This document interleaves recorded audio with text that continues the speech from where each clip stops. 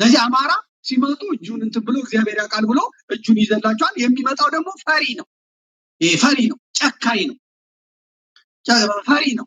ህፃን የሚገድል፣ ሴቶችን የሚገድል፣ እናቶችን የሚገድል፣ በጦርነት ቀጠና ውስጥ የሌሉትን ሰዎች ንጹሐንን አጋድሞ የሚያርድ ሲበዛ ቅዘናም፣ ሲበዛ ፈሪ፣ ሲበዛ በጭባጫ፣ ሲበዛ ሽንታም የሚለው ነው ኢትዮጵያዊ ሲጠራው የመጨረሻው ይሄ ነው አይደለ?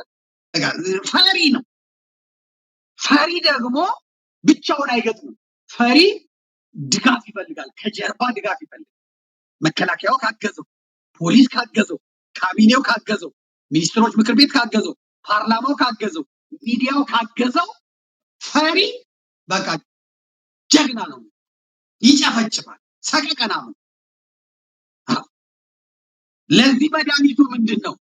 ለፈሪ መድኃኒቱ ደፋር ሆኖ መጠበቅ ነው፣ ጀግና ሆኖ መጠበቅ። ፈሪ ከኋላ የሚያግዘው ከሌለ ጸባይኛ ነው፣ አንገት ደፍቶ ነው የሚኖረው፣ ባሪያ አሽከር ሆኖ ነው የሚኖረው። ፈሪ እንደ ፈሪ ጸባይኛ የለም፣ እንደ ፈሪ ሰላማዊ ዜጋ የለም። እንደ ፈሪ ማለት ይህ ህፃን የሚገድል አባቶችን፣ የሃይማኖት አባቶችን የሚገድል እሱ በጣም በጣም በጣም ፈሪ ከመፍራቱ የተነሳ ነው የሚገለው፣ የሚያርደው። የጀግንነት አይደለም፣ የጭካኔ ምናምን አይደለም። ሰቀቀን በሰው ላይ ለመጣል። ለዚህ ደግሞ መመከት አስፈላጊ ነው። ይሄን ስል ብዙ ፈተና ነበር የገጠመኝ፣ አይታችኋል።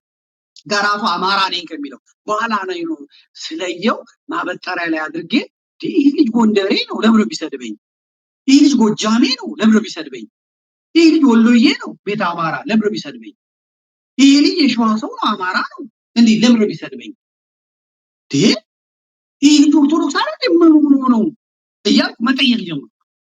ከዚህ በኋላ ነው እንግዲህ ወደ ጥልቁ የገባው። ጎንደሬ ሆኖ እኔን የሚሰድብ ከሆነ ራስን ተከላከል ስለው፣ ራስን ጠብቅ ስለው፣ ራስን አደራጅ ስለው፣ ጎንደሬ ሆኖ እኔን የሚሰድበኝ ከሆነ በቀጥታ ያ ሰው ድቅል ማንነት ያለው ጸረ አማራ፣ ጸረ ኢትዮጵያ፣ ጸረ ኦርቶዶክስ፣ አማራ ክልል የተወለደ ጎንደር የተገኘ አማርኛ የሚናገር ሰው ነው ማለት አለቀ። ጸረ አማራ የሆነ ሰው እሱን እየገባ ይመጣ በጠይቀዋል። የፖለቲካው ቅማንት አለ፣ ወያኔ የፈጠረችው ቅማንት። ጎንደር ያለው ቅማንት ከአማራ ጋር ተጋብቶ ተዋልዶ የሚኖር ሰላማዊ ነው። ወያኔ ለአማራ የጀርባ ውጋት የጎን ውጋት ሆኖ እንዲኖር የፈጠረችው የፖለቲካ ቅማንት አለ። ይሄ ቅማንት ቢሮ አዲግራት ከፍታለታለች ወያኔ፣ ቢሮ መቀሌ ከፍታለች ወያኔ፣ ሚዲያ ሰጥታ፣ ባንዲራ ሰጥታ፣ በምርጫ ቦርድ አስመዝግባ፣ መሳሪያ ሰጥታ፣ ክላሽ ሰጥታ፣ አማሮችን በሏቸው ብላ ጎንደር ያለውን አማራ ሙልጭ አድርጎ እንዲመታ ያደረገች ናት። ይሄ የፖለቲካው ቅማንት እስኳድ ጥገኛ ይሰድበኛል፣ አጣቸዋለሁ። ሲሰድበኝ እኔ መጀመሪያ ዘር ማንዘሩን ነው ማጠናው፣ አገኘዋለሁ ማን እንደሆነ ማለት። ጎንደር የሆነው ጎንደር ነኝ እያለ የሚሰድበኝ ከሆነ አናሳ ነው፣ ግማሽን። የታዘብኩት ደግሞ ሌላው ነገር ምንድነው? ስለ ራሱን እንዲከላከል ራሱን መብት ኖሮት ህጋዊ ኖሮ ለድርድር አቅም እንዲፈጠር ተገዳዳሪ ኃይል ሆኖ በብላሽ አልሞትም በል ስለው የሚሰድበኝ ጎንደሬ ከሆነ አብዛኛውን የታዘብኩትም ይሄ። በተለይ ደግሞ የአማራ ችግሩ ምን እንደሆነ እግዚአብሔር ይወቅለት። ከሌላ የሚወለዱ አባት አማራ እናት ትግሬ፣ አባት አማራ እናት ኦሮሞ፣ ወይ እናት ኦሮሞ አባት አማራ እናት ትግሬ፣ አባት አማራ አባት ትግሬ፣ እንደዚህ ግማሽ ማንነት ያላቸው በዘመነ ትግራይ ያንን የግማሽ ወገናቸውን አማራነት ጥለውት ነው የሚሄዱ። እኔ ትግሬ ነው የሚሉት ግማሾች። ምን እንደሆነ የማውቀው ነገር የለም። አሁን አብዛኛው የትግራይ አክቲቪስት ነኝ የሚሉ ሰዎች ትግርኛ የማይችሉ አማርኛ ብቻ የሚናገሩ ሰዎች እናታቸው ወይ አማራ ናት ወይ አባታቸው አማራ ነው። ግን እነሱ ምርጫ የሚያደርጉት ያኛውን እና እንደው ከመመራመር ነው የደረስኩበት። ግማሾች በተለይ በጣም አደገኞች ናቸው። ግማሾች በጣም አደገኞች ናቸው። በጣም ሲበዛ የአማራ ጸር ሆኖ ነው የሚመጡ። የአማራ ጸር የአማራ እንትን ሆኖ ነው የሚመጡ አብዛኞቹ ማለት ነው።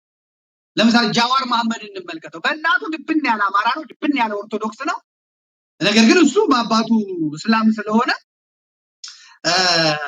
አክቲቪስትነቱ ድምፅ መሆን የሚፈልገው ምን መሆን የሚፈልገው ለአባቱ ነገድ ለኦሮሞና ለአባቱ ነገድ ሃይማኖት እስልምና ጥብቅና የሚቆሙ ማለት ለዚህ ነው በሜንጫ ምናምን የሚለው ማለት ግማሽ ስለሆነ የድቅል ማንነት ያላቸው ሰዎች ከአማራ ተወልደው የአማራ ጸር ነው የሚሆኑት።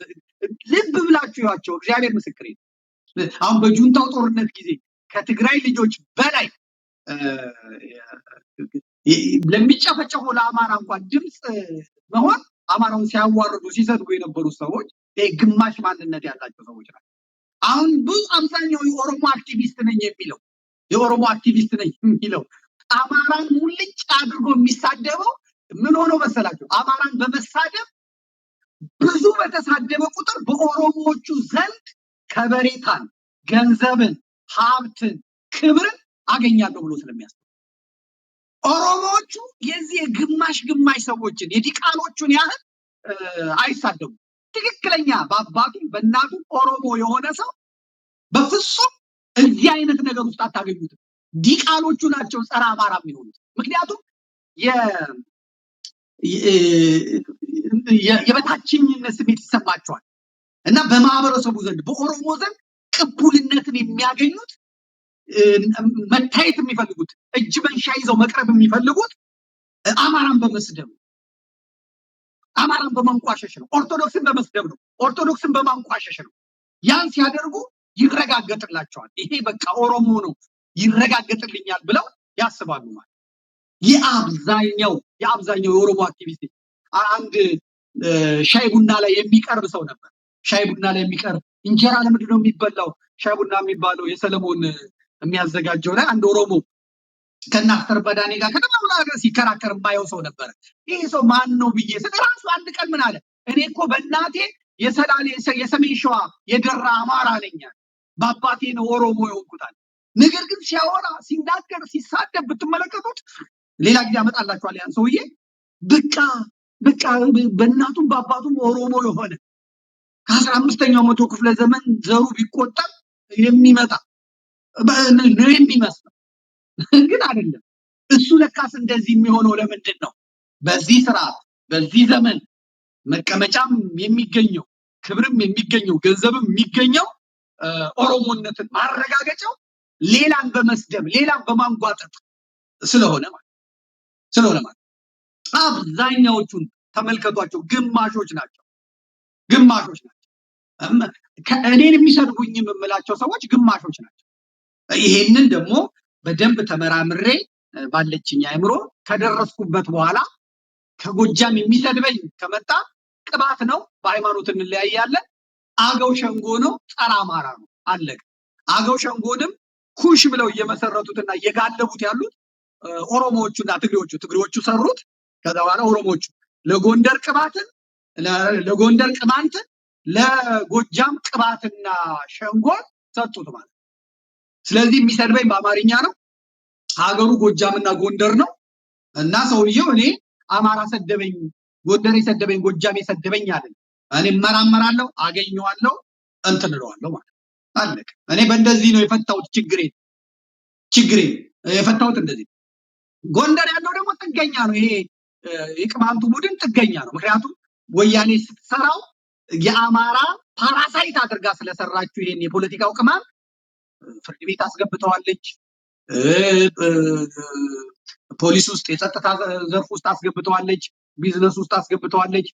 የአማራውን የሚጨቁ ነው ቢሮክራሲውን አንቆ የሚይዘው ይሄ ግማሽ ማንነት ያለው ኃይል አማራን የሚጸየፍ አማራን የሚጠላ ግን በአማራ የሚምል ዘራፍ እኔ ቴዎድሮስ ነኝ የካሳ ልጅ ነኝ ምናምን ይላል። የለም። ይህም በምን ታረጋግጣላችሁ? አሁን ከጎንደር ባንዲራ ጠፍቷል፣ ከስብሰባ አዳራሽ ባንዲራ ጠፍቷል።